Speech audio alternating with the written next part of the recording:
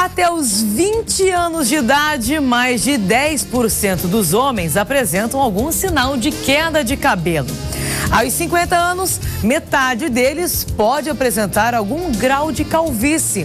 Descubra qual é a solução para a calvície no quadro Fala Doutor de hoje.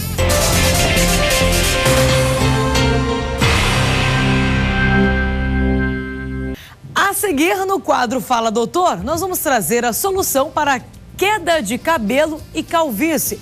Saiba quem pode fazer o famoso transplante capilar. Em menos de 3 minutos, o Ver Mais estará de volta. Não sai daí, até já!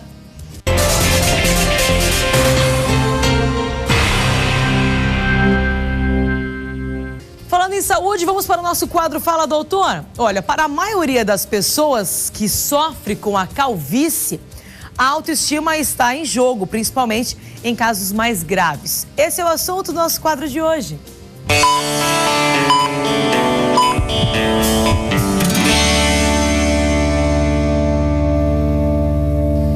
Homens e mulheres com queda excessiva de cabelo têm algo em comum: a esperança de acabar com um problema que dificilmente consegue se disfarçar. Quem vai explicar melhor sobre transplante capilar é o cirurgião plástico, Dr. Rodrigo Thanos. Muito boa tarde, doutor. Um prazer mais uma vez tê-lo aqui no Ver Mais. Boa tarde, Evelise. Estou à disposição. Obrigada. Primeiramente, vamos esclarecer para quem está em casa o que causa a calvície, doutor, que há muitos mitos em relação a isso. Existe sim. Então, Evelise, eu acho que é importante ressaltar que calvície, as pessoas às vezes podem encontrar um termo que é sinônimo, que chama alopécia. Tá. Calvície e alopécia são exatamente a mesma coisa. Boa parte das pessoas que têm calvície, tanto homem quanto mulher, a origem dela é genética, certo? Tá. Antigamente pensava-se que isso era herdado somente do gene masculino ou somente do gene feminino, mas isso a gente sabe que hoje que não. É de origem poligênica, ou seja, tanto a parte materna quanto a parte paterna pode transmitir esse gene em várias gerações.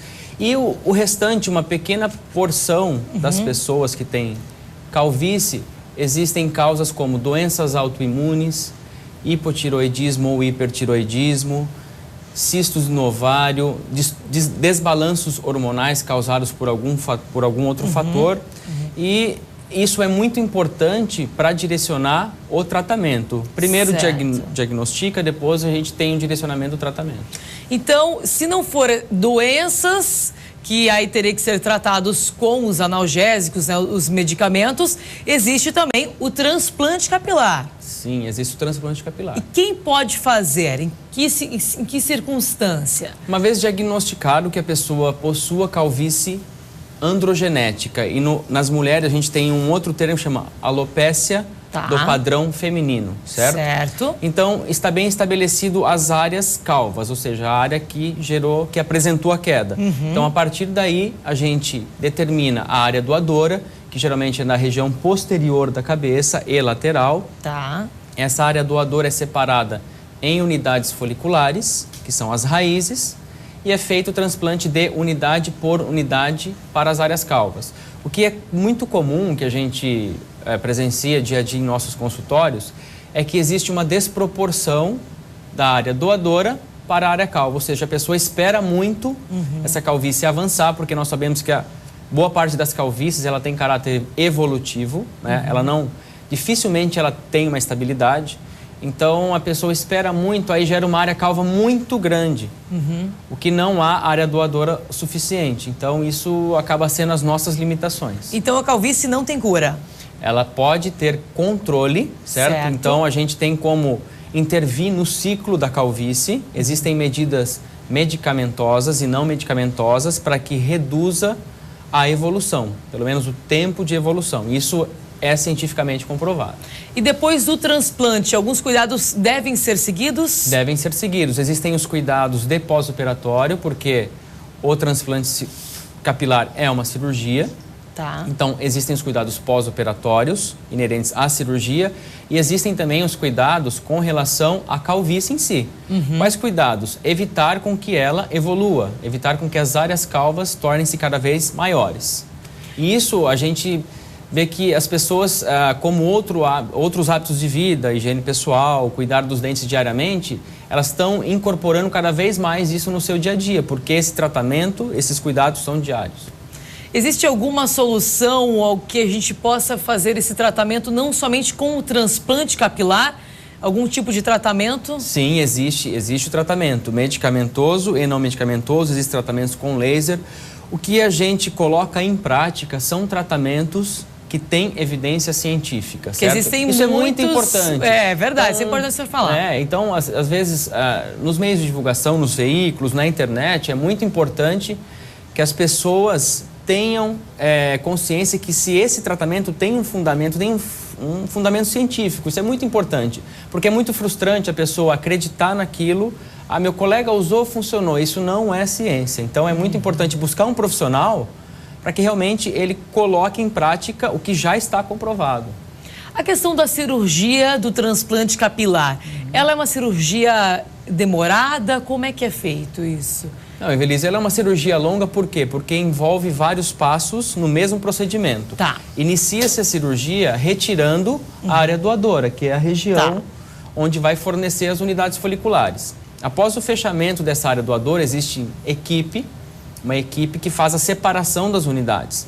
Uma equipe constituída por enfermeiros e também médicos, certo? Depois que separa as unidades, no momento que vai separando, já vai sendo transplantado. Então, além de ser uma cirurgia muito minuciosa, para que a gente consiga um resultado satisfatório, ela requer a separação de muitas unidades. Para você ter ideia, em uma cirurgia são transplantados de 1.500 a 2.000 unidades. Nossa, então e é unidade por unidade. Se for ver uma média de tempo, é em torno de 6 a 7 horas, um procedimento de microtransplante capilar. E anestesia local? Anestesia local com sedação. E pode ser feito esse transplante em toda a cabeça, só mais aqui nas entradinhas, nessa parte aqui de cima, como que é melhor? Quando a gente tem uma área doadora suficiente para cobrir toda a área calva, então aí está definido. Quando a nossa área doadora não é o suficiente para cobrir a área calva, o paciente define, fala, doutor, o que mais me incomoda é a região da coroa, ou o que mais me incomoda são as regiões das entradas. Nos casos de calvície feminina, ela tem um comportamento diferente. A calvície feminina, ela começa a aparecer na região central ou na região da divisão dos cabelos. Então, a gente começa a implantar justamente nessa área que está diminuindo a densidade. A densidade é o quê? O número de raízes por centímetro quadrado. Esses números vão diminuindo, progressivamente diminuindo, até que comece a expor o couro cabeludo. Aí o paciente começa a se incomodar. E a questão dos valores? Qual que é a média de uma cirurgia de transplante capilar? Então, existem em todo o território nacional vários centros com profissionais que praticam essa cirurgia.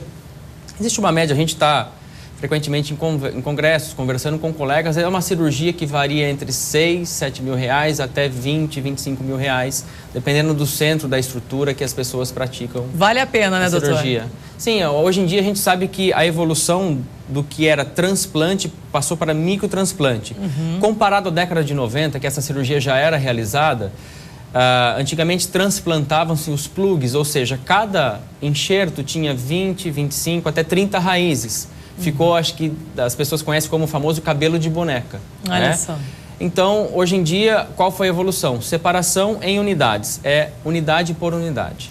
Doutor Rodrigo, muito obrigado por seus esclarecimentos importantíssimos aqui no Ver Mais de hoje. Obrigado a você.